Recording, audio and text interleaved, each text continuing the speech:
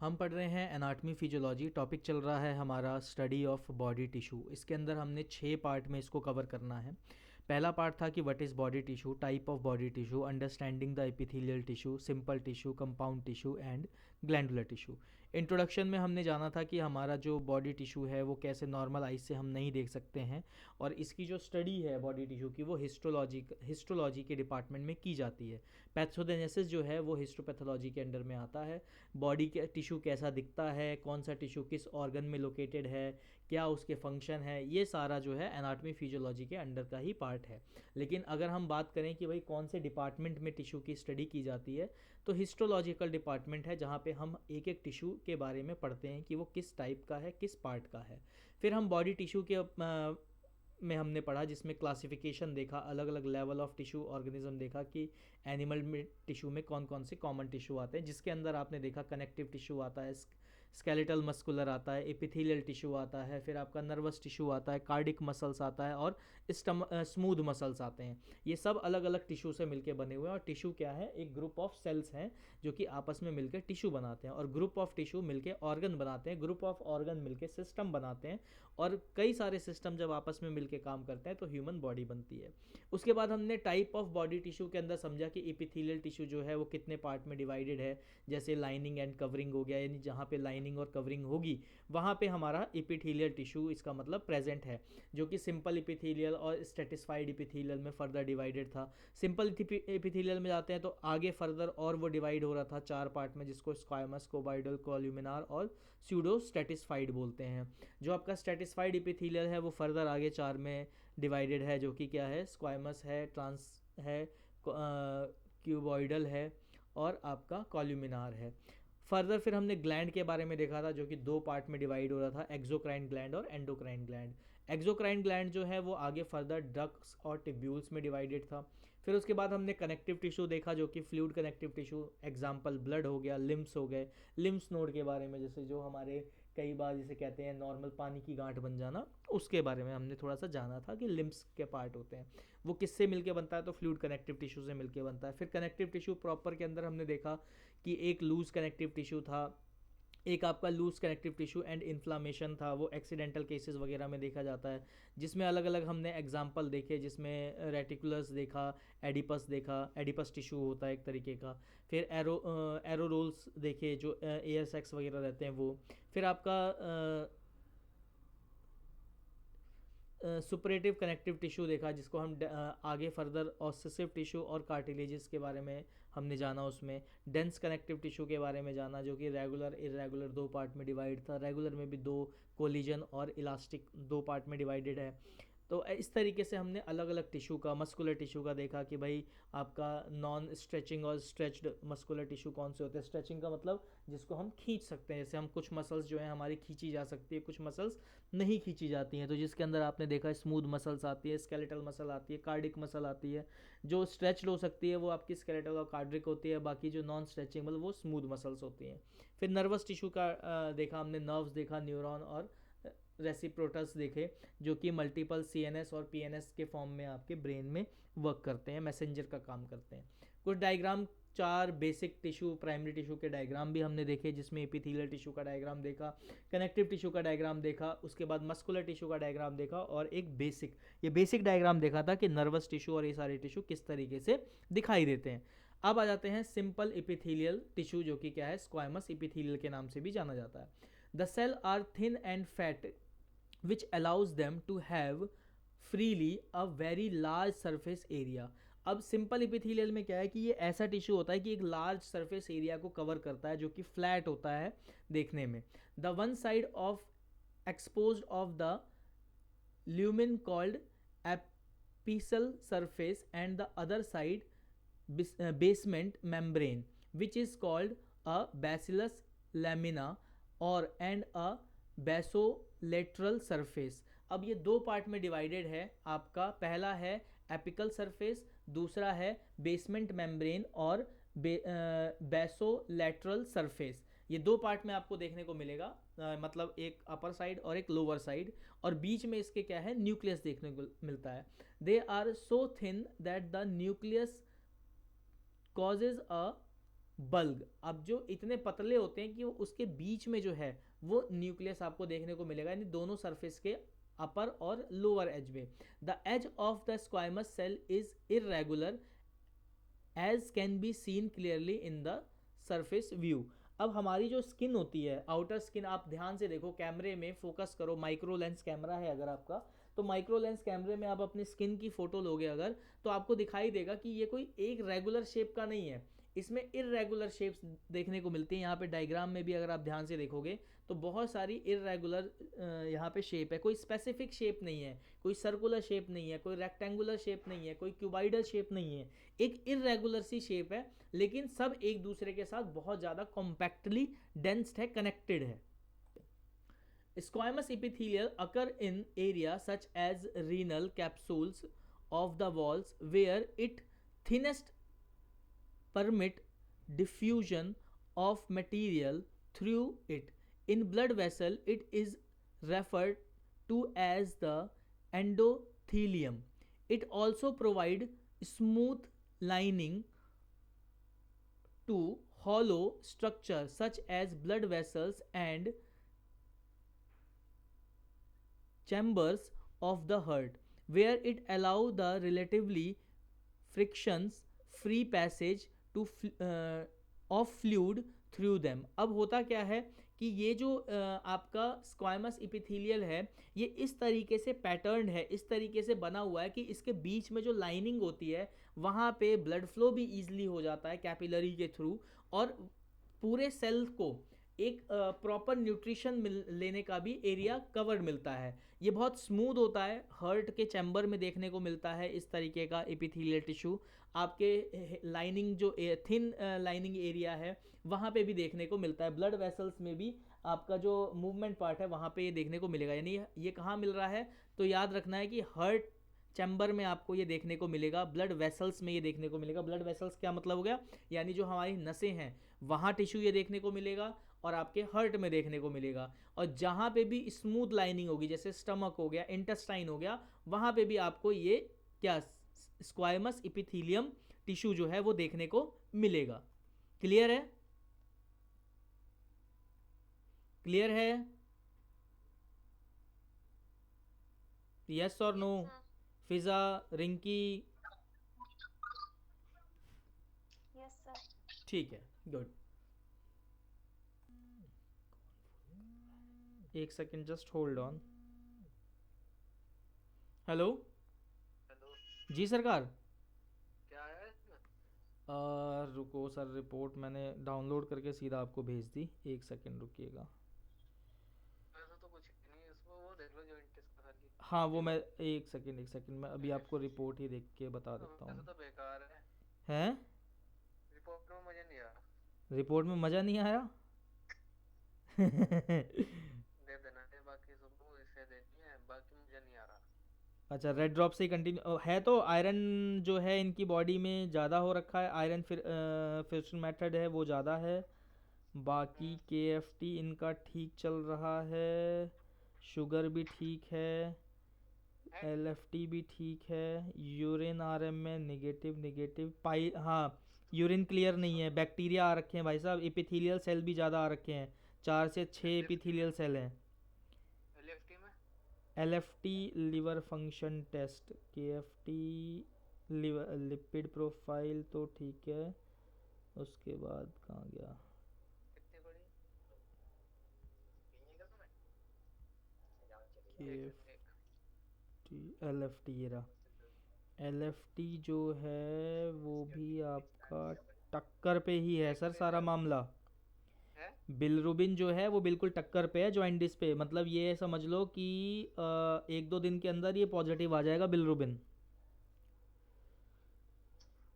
और क्योंकि बैक्टीरियल आ रहा है, बैक्टीरिया आ रहा यूरिन में। हाँ यूरिन में इपिथेलियल और बैक्टीरिया आ रहे हैं, इनको प्रॉब्लम तो है। मेडिकेशन वगैरह इनकी चलेगी, किडनी की भी दवाई चलेगी इनकी और लीवर की भी चलेगी, दोनों चलेगी। किडनी में क्या होगा? वो बैक्टीरिया आ रहा है ना, तो इसका मतलब जो प्यूरिफिकेशन है वो ढंग से नहीं हो रहा है, ठीक है। और वो भी आ रही होगी इनको, क्या कहते हैं वो, वाइट डिस्चार्ज, तो वो डिस्चार्ज तो नहीं आ रहा है इनको हल्का बहुत? चलो मैं पूछता हूँ वापस से। पूछ लेना वीकनेस वगैरह रहती है क्या। वीकनेस रहती है। हाँ तो वो इसी वजह से इपिथेलियल सेल 4 से 6 आ रहे हैं, ये तो होने ही नहीं चाहिए 4 से 6 तो। चलो ठीक 2 से 3 बहुत होते हैं, 4 से 6 तो बहुत ज़्यादा हैं। ठीक और यूरिन भी काफ़ी एसिडिक है, 5.5 है, नॉर्मली 6 या 6 पॉइंट ऐसे रहना चाहिए। ठीक है ठीक है वो। ओके सरकार।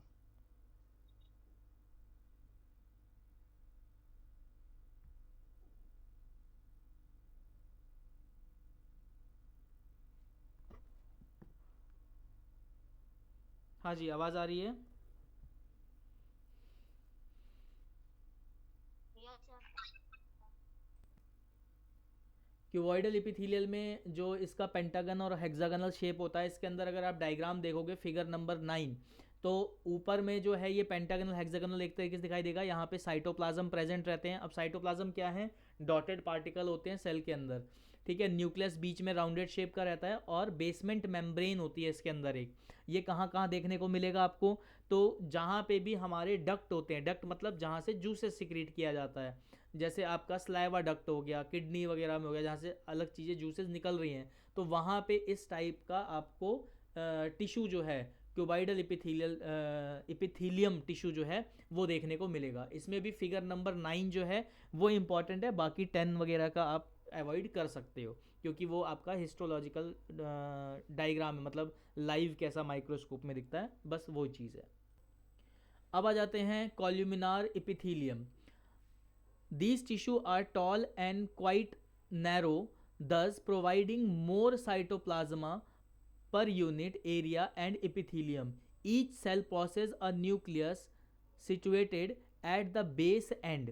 अब ये जो कॉलमनार एपिथेलियम है ये क्या होता है, ये थोड़ा साइज में बड़ा होता है और इसका साइटोप्लाज्म जो है वो ज़्यादा होता है और इसका जो न्यूक्लियस है वो सेल के बेस में होता है, बेस एंड जिसको मतलब नीचे का जो किनारा कहते हैं उस तरफ।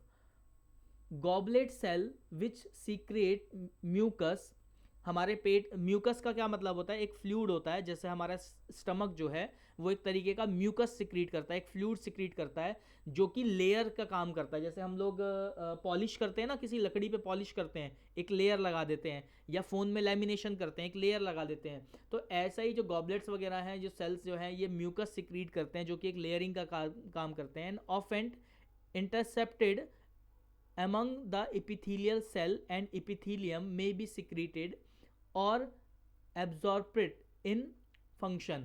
अब ये करते क्या है बेसिकली, जैसे स्टमक है, स्टमक में आपका म्यूकस प्रोड्यूस हो रहा है जो कि क्या करता है HCl से HCl जो हमारे पेट में प्रोड्यूस हो रहा है डक्ट के द्वारा, उससे हमारे स्टमक के लेयर को बचा के रखता है।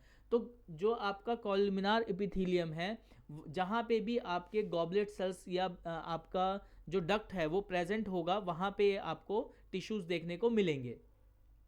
These increases the surface area of the cell. अब इनकी वजह से क्या होता है कि जो सेल का सरफेस एरिया है, कहीं भी आप लैमिनेशन जब लगाते हो तो क्या होता है उसका एरिया बढ़ जाता है। फ़ोन में कवर लगाते हो तो फ़ोन बड़ा सा दिखाई देता है ना, थोड़ा साइज से बढ़ जाता है, तो ऐसे ही क्या होता है कि सेल का एरिया इसकी वजह से बढ़ जाता है। Absorption and secretion columnar epithelium lines the stomach. अब ये कहाँ पे आपको देखने को मिलेगा, जैसे कि मैंने बताया कि स्टमक के अंदर हमारा HCl प्रोड्यूस होता है, तो उससे HCl से बचा के रखने के लिए जो गॉबलेट सेल्स हैं वो क्या करते हैं, एक आपकी लेयर बनाते हैं जो कि कॉलमिनार एपिथेलियल की होती है, जिससे उसका सरफेस एरिया बढ़ जाता है और जो गॉबलेट सेल है वो क्या होता है, प्रोटेक्ट हो जाते हैं स्टमक के अंदर, ठीक है। और जो डाइजेस्टिव एंजाइम है वो प्रॉपर वर्क कर पाता है। It also line the intestinal where mucus protect it from self design and at the same time lubricate the passage of the fluid. अब इससे क्या होता है, एक तो वो अपने आप को प्रिजर्व भी कर रहा है, बचा भी रहा है, उससे एसिडिक जो हमारा प्रोड्यूस हो रहा है। दूसरा, खाने को मूव करने के लिए लुब्रिकेंट की तरह, जैसे वैसलीन होता है ना, आपने क्या किया, जैसे ठंड में क्या करते हैं हम वैसलीन लगा लेते हैं जिससे हमारे हाथ में कोई स्ट्रेच मार्क नहीं आता है, थोड़ा चिकनाहट हो जाती है, तो ऐसे ही ये चिकनाहट का काम भी करता है हमारे इंटेस्टाइन्स वगैरह में, जिससे फूड जो है हमारा स्मॉल इंटेस्टाइन में आराम से मूव कर सके। दूसरा, इसको प्रोटेक्शन भी मिल जाता है। और ये कहाँ कहाँ देखने को मिलेगा, तो आपके किडनी के डक्ट्स में देखने को मिलेगा, स्टमक में देखने को मिलेगा, स्मॉल इंटेस्टाइन में देखने को मिलेगा और थायराइड ग्लैंड में देखने को मिलेगा। ये इतनी जगह पे, ब्लड स्ट्रीम में भी कई जगह ये चीज़ देखने को मिलती है जो कि आपके प्लाज्मा के फॉर्म में हल्की सी रहेगी। तो ये अलग अलग जगह पे, डक्ट्स में, आपके थायराइड ग्लैंड्स में, ब्लड एपिथेलियम ब्लड स्ट्रीम में, आपके डाइजेस्टिव फूड ट्रैक का जो एब्जॉर्प्शन पार्ट है जिसमें स्मॉल इंटेस्टाइन है उसमें हो गया, स्टमक हो गया, तो यहाँ कॉलमिनार एपिथेलियम का टिश्यू देखने को मिलता है। अब ये किस तरीके से है, तो आप यहाँ पे देखोगे डायग्राम फिगर नंबर जो 11 है, यहाँ पे देखो आपकी विलाइज, जिसका मैं बात कर रहा था एब्जॉर्प्शन में, जो क्या कर रहा था, खाने को एब्जॉर्ब कर रहा था, तो ये विलाई वाला जो पार्ट है वो आपको देखने को मिलेगा। फिर आपका साइड पिट है जो कि क्या है, नीचे वाला पार्ट है जहाँ पे वो एब्जॉर्ब करके और लेके ब्लड स्ट्रीम में जाता है, वो वाला है। कॉल्यूमिनार एपिथेलियम जो है वो एक तरीके का ऐसा टिश्यू है जो क्या करता है, आपके सरफेस एरिया को प्रोटेक्शन प्रोवाइड कराता है। किससे प्रोटेक्शन प्रोवाइड कराता है, तो जो हमारा स्टमक HCl प्रोड्यूस कर रहा है डाइजेस्टिव ट्रैक्ट के बीच में, जिससे हमारा फूड जो है वो ब्रेक डाउन होने में, मॉलिक्यूलर केमिकल ब्रेक डाउन जिसको बोलते हैं, वो हो रहा है। तो वहाँ क्या है कि भाई हमारे बॉडी में अगर तेजाब लगेगा तो क्या होगा, बॉडी सेल्स जलेंगे, स्किन जलेगा, टिश्यू जलेगा, तो वो जले ना, तो उसमें क्या होता है कि म्यूकस मेम्ब्रेन को, लेयर को क्रिएट किया जाता है। जैसे हम अपने फ़ोन को बचा के रखने के लिए कवर लगाते हैं और कवर लगाते ही फ़ोन का साइज़ बढ़ जाता है, एरिया बढ़ जाता है, वैसे ही कॉल्यूमिनार एपिथेलियम क्या करता है, जब सिक्रीट होता है, निकलता है डक्ट के थ्रू, तो वो उस एरिया के ऊपर एक लेयर जमा देता है। कहाँ कहाँ लेयर जमाता है ये, तो आपके ब्लड स्ट्रीम में देखने को मिलेगा, आपके स्मॉल इंटेस्टाइन में देखने को मिलेगा, आपके किडनी के कुछ डक्ट्स में देखने को मिलेगा, थायराइड ग्लैंड में देखने को मिलेगा। और इससे फ़ायदा क्या होता है, इससे दो फ़ायदा होता है। पहला तो सरफेस एरिया बढ़ गया जगह का, दूसरा ये कि वो एरिया स्मूथ हो गया, चिकना हो गया, ठीक है, उस पर कोई रफनेस नहीं रही, तो जिससे कोई भी मूवमेंट वहाँ पे हो रही है, चाहे वो सेल की हो रही हो, चाहे वो फूड की हो रही हो, चाहे वो जूसेस की हो रही हो, वो स्मूथली आगे मूव कर जाती है, वो कहीं पे अटकती नहीं है। इसका जो डायग्राम दिया हुआ है यहाँ एपिथेलियल के पास में देख सकते हो फिगर नंबर 11 में, कि किस तरीके से आपका जो विलाइज है जो कि स्मॉल इंटेस्टाइन और लार्ज इंटेस्टाइन में प्रेजेंट है, जो कि एब्जॉर्प्शन का काम करता है। एब्जॉर्प्शन मतलब खाने में से न्यूट्रिशन निकालने का काम करता है। जैसे गीला, अगर कहीं पानी गिरा हुआ है, आप टिश्यू रखो तो वो एब्जॉर्ब कर लेता है, या आप टावल रखो तो वो पानी को एब्जॉर्ब कर लेता है। वैसे ही हमारे स्मॉल इंटेस्टाइन में जब काइम और चाइम मूव कर रहा होता है, तो उस टाइम पे डाइजेस्टिव सिस्टम याद करो, डाइजेस्टिव सिस्टम जब पढ़ाया था कि जब काइम और चाइम मूव करता है स्मॉल इंटेस्टाइन में, तो विलाइज ही वो ऐसा एरिया है, जब वहाँ से खाना मूव करता है तो वो उसको सोखना, धीरे धीरे उसमें से जूसेस निकालना शुरू करता है, और वो खाना आगे बढ़ते बढ़ते बढ़ते बढ़ते सॉलिड फॉर्म में चला जाता है, जिसको हम स्टूल कहते हैं। अब कुछ याद आया तो ये डायग्राम वहाँ पे, अब ये डायग्राम आपको वो क्लियर करेगा कि किस तरीके से वो सोख रहा है। तो विलाइज की हेल्प से वो उस लिक्विड को एब्जॉर्ब करना शुरू करता है और कैपिलरी ब्लड में छोड़ना शुरू करता है। फिर वो धीरे धीरे आपके लीवर में, ब्लड वेसल्स में जाता है, ब्लड वेसल से लीवर में जाएगा, अलग अलग जगह पे जाएगा, यूटिलाइज होगा वो सारी चीज़ें। अब आ जाते हैं ciliated epithelium. Cell of these tissue are usually columnar in shape but bears numerous cilia at the free surface. They are always associated with mucus secreting goblet cells. अब यहाँ पे क्या है, ये भी एक तरीके के आपके क्या हैं, आपके गॉबलेट सेल्स को प्रिकॉट करते हैं, बचाते हैं, और म्यूकस सिक्रीट करते हैं, producing fluid in which chillies क्या है, यहाँ पे ये सरफेस एरिया की बात की जा रही है, ठीक है। Setup the certain ciliated epithelium lining and inside to the ovary ducts. अब यहाँ पे क्या है, ओवरी डक्ट्स कहाँ कहाँ मिलते हैं, तो ब्रेन में दिखाई देंगे, स्पाइनल कॉर्ड में दिखाई देंगे, आपका रेस्पिरेटरी ट्रैक है वहाँ दिखाई देंगे, जो कि ट्रैकिया, ब्रोंकस, ब्रोंकाइज, यहाँ पे ये वाली कौन सा, आपका साइलेटेड एपिथेलियम टिश्यू जो है वो दिखाई देगा। यहाँ पे भी क्या करता है, ये एक म्यूकस सिक्रीट करता है, जिससे आपकी जो पैसेज है वो स्मूथ रहे,